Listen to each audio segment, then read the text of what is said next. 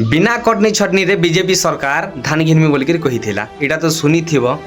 कटनी छटनी के तो बंद कर ने पारला हेले जेनटा बीजेपी सरकार टाइम रे जेन 2 केजी 3 केजी कटिंग चली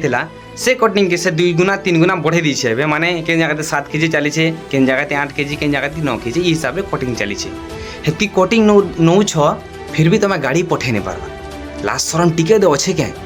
कि हेटा थिले तो गाड़ी पठात ना या कि से चाषी की जेन गोलगोला करुछ एतकी गोलगोला नहीं करता चाषी संगे तुम खेलुछ खेल नहीं खेलता ना धान बाहरला बेले भुरसुम चुही देले धान जेनटा पोल नहीं हिसिके ठीक हेंती एबे बीजेपी सरकार ने के चाषी के पूरा चुही दूचे सेंट्रल रे तमर सरकार अच्छे स्टेट रे तमर सरकार अच्छे फिर भी तुम्हें धान उठे नहीं पार्बा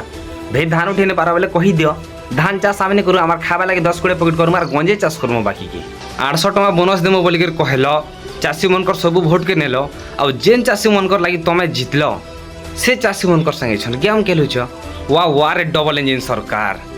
जदि तुम चाषी घर पिला एबेले भिडियो के एतकी शेयर कर जे मोहन माझी तक पहुँचो।